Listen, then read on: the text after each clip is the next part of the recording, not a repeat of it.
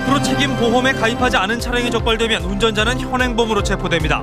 범죄에 이용되어 온 가짜 소유주 등록차를 뿌리 뽑기 위한 정부의 특단의 대책을 단독 취재했습니다.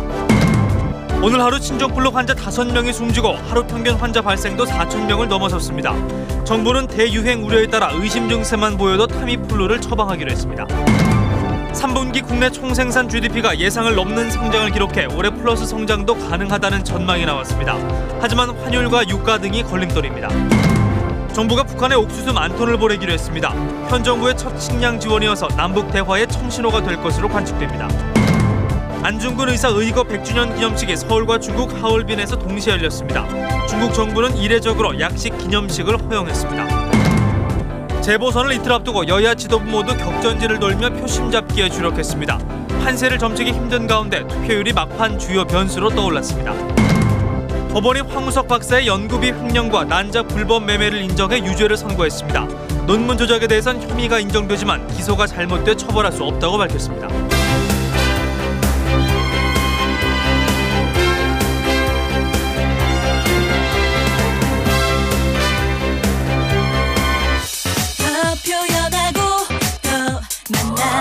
놀라움이 가득한 세상. 9시. 여러분 안녕하십니까? 앞으로 책임보험에 가입하지 않은 차량을 몰다 적발되면 현행범으로 체포되게 됩니다. 네, 소유자가 엉뚱한 사람으로 등록돼 각종 범죄에 이용돼 온 이른바 대포차를 뿌리 뽑기 위해서입니다. 오늘 뉴스는 강나림 기자의 단독 보도로 시작합니다. 이른바 대포차는 실제로 존재하지 않는 이름으로 등록되거나 아예 등록되지 않은 차량을 말합니다.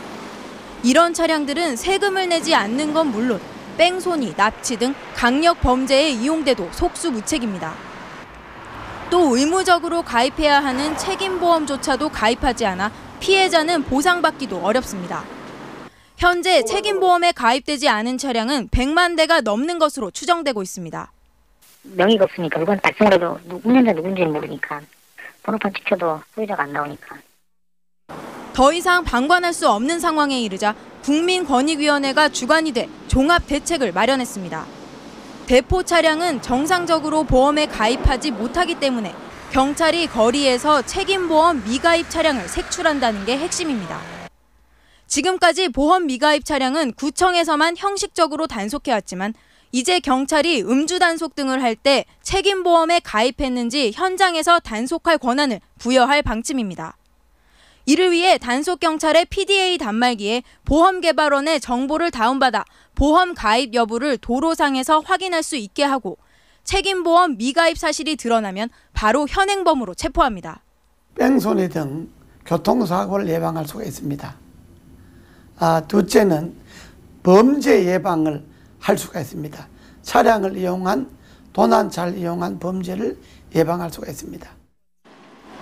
이와 함께 체납 차량에 대해서는 현장에서 적발하면 지방자치단체가 곧바로 차량을 공매 처분하도록 할 방침입니다.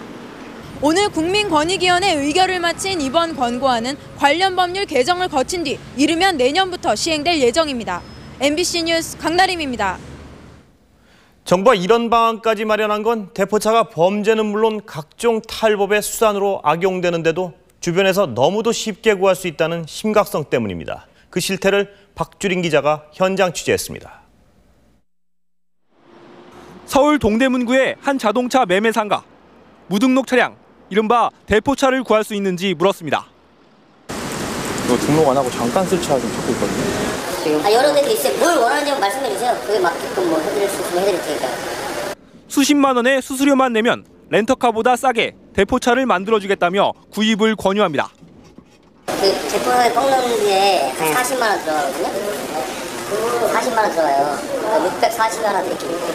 정상적인 차를 사장님이 딱지 끊어야 되니까 대포차를 넘길 거예요. 서울의 또 다른 매매상가. 역시 단속을 피할 수 있다면서 버젓이 대포차 구입을 권합니다. 딱지나 좀 면해볼까 해가지고. 그런 거라면은 차를 연결시켜 드릴 테니까 그 차를 하시게 되면 수수료만 챙겨주시면 돼요.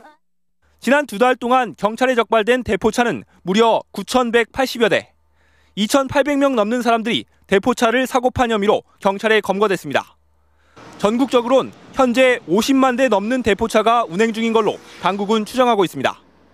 이처럼 많은 사람들이 대포차를 찾는 이유는 우선은 남의 이름으로 된 차량이라서 당장 과태료를 내지 않는 이점 때문입니다. 그러나 더 큰 배경은 범죄에 이용하려는 사람들이 적지 않다는 데 있습니다. 대포차를 이용해 뺑소니 살인 등을 저질러도 실제 운전자, 즉 용의자를 찾기가 어려워 경찰은 늘 수사에 어려움을 겪고 있습니다. 모터스인가 뭐시기 거리돼 있다니까 그 차 원소유주가 원래 주소까지 따져 가봤는데 없어 다 날라. 이번 정부 대책에 현행범으로 체포하는 것과 함께 차량을 바로 공매 처분하는 방안이 포함된 건 범죄에 이용될 가능성을 아예 차단하겠다는 뜻입니다. 지자체와 단속이나 정보 공유를 한다면은 아마 대포차 단속에 더 실효성이 있을 거라고 봅니다. 작년 한 해 자동차세와 교통위반 과태료 등 미납액은 모두 4조 원에 달합니다. 권익위는 체납 대포차 공매 제도가 시행되면 이런 미납액이 크게 줄어들 것으로 기대하고 있습니다. MBC 뉴스 박주린입니다.